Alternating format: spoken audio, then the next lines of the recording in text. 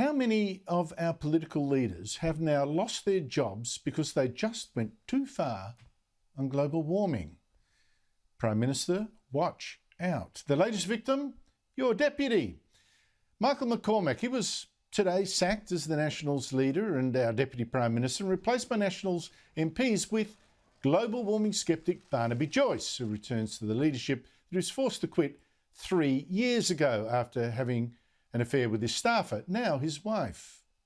I'd like to say to my colleagues how humbled I am that the task going ahead, first and foremost, is to make ourselves a team that is formidable for the next election.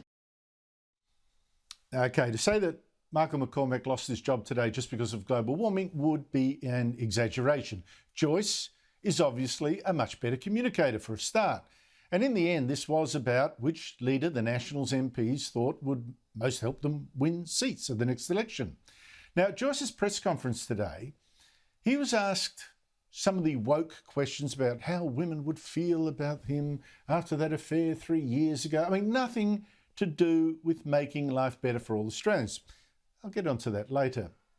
But back to the main game. One factor in exactly this calculation, which leader was going to be the winner at the election, was that McCormack had failed to push back hard enough when the Prime Minister kept edging the coalition closer to a zero emissions target by 2050, to the obvious delight of the ABC, but to the fury of many Nationals MPs. Prime Minister has inched closer to committing Australia to an emissions target of net zero by 2050. Australia is on the pathway to net zero. Our goal is to get there as soon as we possibly can. Now, Barnaby Joyce is playing it a bit cool at the moment. He this afternoon refused to come in guns blazing on this issue. You might notice he's not doing much media. He's not going to commit himself before it's negotiated with the Prime Minister. But he still made very clear he wanted global warming policies that he could sell out bush, and especially to coal mining areas. Well, I want to make sure that we have a process that we can go to places such as central Queensland, that we have the capacity to, on behalf of the coalition, give us the very best chance of winning the next election.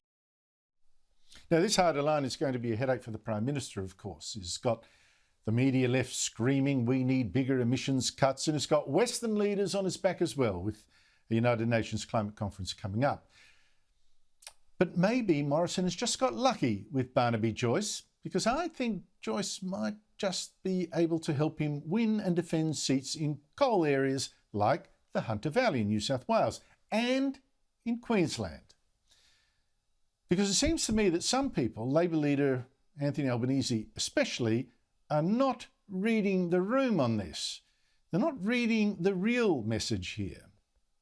The rolling of Michael McCormack, a decent human being, by Barnaby Joyce represents the sixth combination of Prime Minister and Deputy Prime Minister under the 8 long years of this government.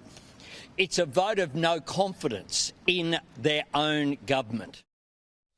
Now, it's true, Michael McCormack is a very decent man. And it's also true that on the face of it, all this churn does look bad in this period of Liberal leadership. We have indeed seen an amazing switcheroo, a revolving door of Prime Ministers and Deputy Prime Ministers. We first had Tony Abbott and Warren Truss, and then we got Malcolm Turnbull and Warren Truss, and then we got Malcolm Turnbull and Barnaby Joyce the first time round. And then we got Turnbull and Michael McCormack, and then Scott Morrison and Michael McCormack, and now Scott Morrison and Barnaby Joyce. That's a lot of instability, all right. But there is a much more important pattern to look at here, and you also have to include all the Labor leaders that went through that revolving door before that. It's a pattern that today's Labor leader clearly failed to see when he started talking exactly like the twice failed former Labor Prime Minister Kevin Rudd, by claiming that the government was distracted from what Albanese insisted was the great challenge. The great global challenge that is dealing with climate change. Unbelievable. It's like Albanese was channeling Rudd, who also lost his job, I might remind Albanese, not just for being a nasty piece of work to his colleagues and basically incompetent, but also for going too far on global warming. Climate change is the great moral challenge of our generation.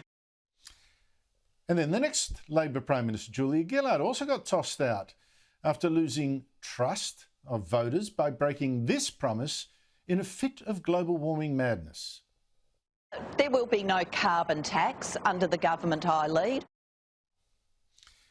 And then Malcolm Turnbull was also turfed out. This is in his first go as Liberal leader back when he was in opposition, and then went on air to, with grandiosity, demand that his MPs back his global warming crusade, and they refused.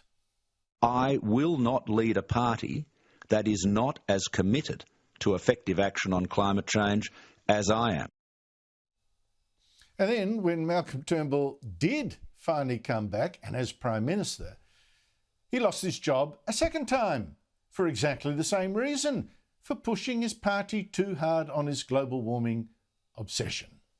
The coalition has a fundamental problem in dealing with climate change, because there is a group within the Liberal parties and the national parties who deny the reality of climate change and will oppose to the point of essentially blowing up a government, my government in this case, if there is action taken to reduce emissions.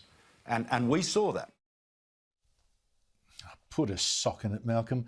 I mean, how many times does this have to happen before politicians wake up? And don't forget, by the way, a third Labor leader, Bill Shorten, also lost the unlosable election by going all anti-coal and refusing to tell us the price of his massive global warming schemes. So is there a figure, though, on how much it's going to cost the economy? Well, I've said that I think, or don't think, but that I know, our economy is going to grow.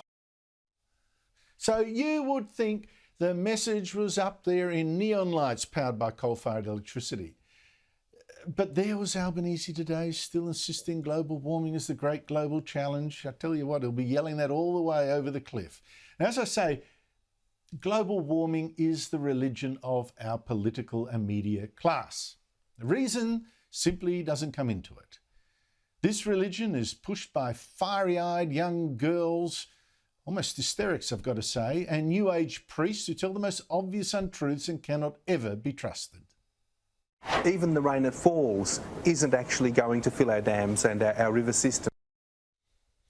And it's pushed by people who don't seem to care about the cost of their mad schemes, costs that hit the poor, the hardest of all. I mean, we now have people who cannot even afford electricity anymore and are being cut off in worrying numbers. Then for what? It's all for nothing. As the former chief scientist admitted, even if we cut all our emissions in Australia, the effect on the world's temperature would be about zero, he said. We're just too small. And look around. The world's temperature has only risen slightly, and it actually seems good for us. More rain, fewer cyclones, bigger crops. It's like the Bruce Pascoe scandal. You know, the climate crisis is in fact a big fake. But the mainstream media, they won't tell you the truth. They've been too committed for too long. But many viewers do know that truth.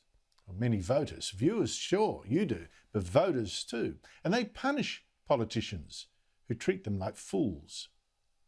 Now, I know, yes, they told pollsters just this month, all right, let's have your net zero target if you insist, as long as you shut up. But they did add, we will not pay for it, not with a climate tax or anything like that. Now, to be fair, Michael McCormack did not himself promote the global warming scare, but he is now paying the price in part for the Prime Minister, who has been pushing his side on global warming. Well, today the Nationals, Morrison's partners in government, have now given him a warning in words and deeds that he can't ignore.